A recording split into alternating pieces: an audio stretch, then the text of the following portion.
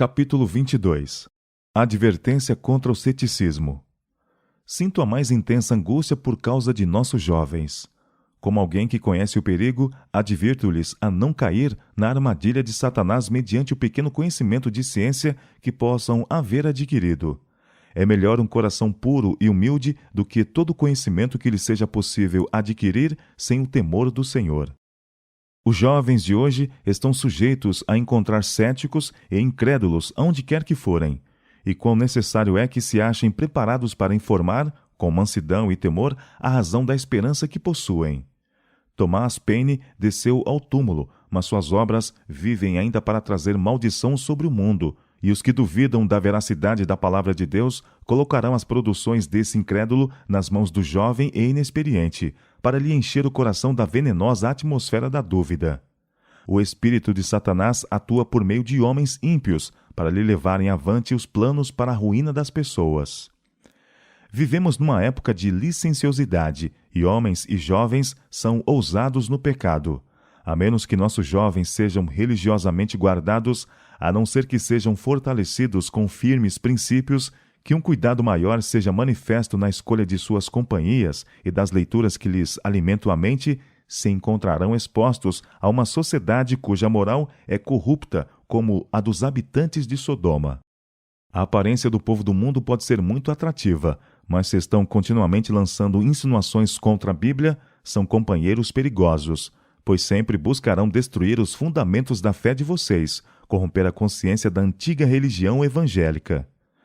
Muitas vezes, os jovens entram em contato com os que têm tendências céticas, e os pais ignoram isso até que a terrível obra do mal se acha consumada, e o jovem fica arruinado. Os jovens devem ser cuidadosamente instruídos, para que não sejam enganados quanto ao verdadeiro caráter dessas pessoas, e não formem amizades com essa classe, ou lhes escutem as palavras de zombaria e engano. A menos que os nossos jovens possuam valor moral para cortar suas ligações com tais pessoas, ao lhes descobrirem a incredulidade, serão enlaçadas, pensando e falando como seus companheiros, referindo-se levianamente à religião e à fé da Bíblia. Fossem abertos os olhos dos iludidos jovens, e eles veriam o exultante olhar de Satanás diante de seu sucesso em arruinar almas. Por todos os meios possíveis, procura ele adaptar suas tentações às várias disposições e circunstâncias daqueles a quem deseja envolver. Experimentará todos os truques, e se os alvos dessas tentações não buscarem a Deus, serão cegados por seus enganos. Ficarão confiantes em si mesmos, presunçosos e na ignorância de sua condição em perigo. Chegarão em breve a desprezar a fé uma vez dada aos santos. Falo aos jovens como uma pessoa que sabe, uma pessoa a quem o Senhor tem manifestado os perigos que se encontram em seu caminho.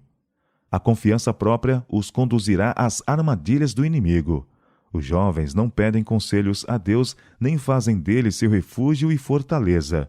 Penetram na sociedade com toda a segurança, confiantes de que são inteiramente capazes de escolher o direito e compreender mistérios divinos, em virtude de suas faculdades de raciocínio, como se lhes fosse possível por si mesmos descobrir a verdade. Tememos mais pelos que confiam em si mesmos do que por quaisquer outros, pois serão com certeza envolvidos na rede do grande inimigo de Deus e do homem.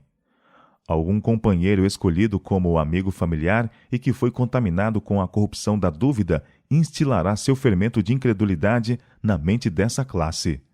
Através de baixa lisonja de seu talento, sua superioridade intelectual, incitando neles a ambição de altas posições, conquistam-lhes a atenção, sobrevindo-lhes definhamento moral. Os que são exaltados em sua própria opinião vêm a desprezar o sangue do sacrifício expiatório e ofenderão o Espírito da graça. Os filhos dos observadores do sábado, que têm recebido grande luz, que têm sido objeto da mais terna solicitude, podem ser os que venham a deixar uma herança de vergonha, que semearão ventos e colherão tempestades. No juízo, os nomes dos que têm pecado contra a grande luz serão escritos com os que são condenados a serem separados da presença do Senhor e da glória de seu poder. Estarão perdidos, e serão classificados com os desprezadores da graça de Cristo. Preferiria ver meus filhos baixarem à sepultura a vê-los seguir o caminho que conduz à morte. O terrível fato de haver eu criado filhos para combater contra o Deus do céu, para aumentar as fileiras dos apóstatas nos últimos dias, para marchar sobre a negra bandeira de Satanás, seria para mim um pensamento verdadeiramente horroroso. Nossos jovens enfrentarão tentações de todo tipo e devem ser educados de tal maneira que confiem em um poder superior, um mais alto ensino, do que os que podem ser dados por mortais. Há desprezadores de Nosso Senhor por toda parte, os quais lançam habitualmente desdém sobre o cristianismo. Classificam-no como brinquedo de crianças, inventado para enganar os crentes ignorantes? Os que não possuem força moral não podem ficar firmes na defesa da verdade, não têm coragem para dizer: a menos que se mude o assunto, não me é possível permanecer em sua companhia. Jesus, o Redentor do mundo, é meu Salvador. Nele se concentra a minha esperança de vida eterna. Mas esse é justamente o meio de os fazer calar. Se discutirem com eles, vão ter argumentos com que os enfrentar, e nada do que disserem os moverá.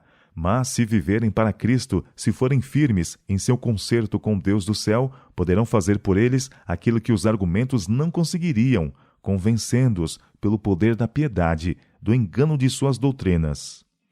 Não há mais triste espetáculo que o daqueles que foram comprados pelo sangue de Cristo, que foram dotados de talentos com que glorifiquem a Deus, zombando das mensagens graciosamente a eles enviadas no Evangelho, negando a divindade de Cristo e confiando em seu próprio finito raciocínio e em argumentos destituídos de qualquer base. Quando provados por aflições, quando levados em face da morte, todos esses enganos que têm alimentado se desfarão como a geada em presença do sol. Quão terrível é achar-se junto ao caixão de alguém que rejeitou os apelos da misericórdia divina. Quão terrível dizer: aqui está uma existência perdida. Aqui está alguém a que poderia ter atingido o mais elevado padrão e alcançado a vida imortal, mas entregou sua vida a Satanás, ficou enlaçado pelas filosofias inúteis dos homens e tornou-se um brinquedo do maligno. A esperança do cristão é como uma âncora para a alma, segura e firme, e penetra para além do véu, onde Cristo, o precursor, entrou por nós. Temos uma obra individual a fazer em preparar-nos para os grandes acontecimentos que se acham diante de nós. Os jovens devem buscar mais fervorosamente a Deus. Aproxima-se a tempestade e precisamos aprontar-nos para sua fúria, mediante arrependimento para com Deus e fé em nosso Senhor Jesus Cristo. O Senhor se levantará para sacudir terrivelmente a terra. Veremos aflições por todos os lados. Milhares de navios serão arremessados para as profundezas do mar.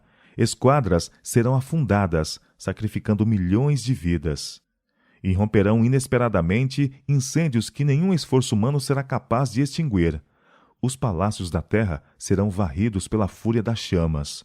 Tornar-se-ão mais e mais frequentes os desastres de estrada de ferro. Confusão, colisões e morte, sem um momento de advertência, ocorrerão nas grandes vias de comunicação. O fim está perto, a graça está a terminar. Oh, busquemos a Deus enquanto se pode achar, invoquemo-lo enquanto está perto. Diz o profeta: voltem para Deus todos os humildes deste país, todos os que obedecem às leis de Deus. Façam o que é direito e sejam humildes. Talvez assim vocês escapem do castigo do dia da ira do Senhor. Sofonias capítulo 2, verso 3. Ao se levantarem pela manhã, acaso experimentam o senso de sua impotência, sua necessidade de forças vindas de Deus? Humilde e sinceramente expõem vocês suas necessidades ao Pai Celeste? Se assim for, os anjos anotam-lhes as orações, e se elas não partirem de lábios fingidos, quando estiverem em risco de errar inconscientemente, de exercer uma influência que leve outros a errar, seu anjo da guarda estará a seu lado, impulsionando-os a seguir melhor direção, escolhendo as palavras para proferirem e influenciando-lhes as ações. Se não se sentem em perigo e se não fazem alguma pressa em busca de auxílio e força para resistir às tentações, é certo se extraviarem. Sua negligência do dever será registrada nos livros de Deus no céu e serão achados em falta no dia da provação.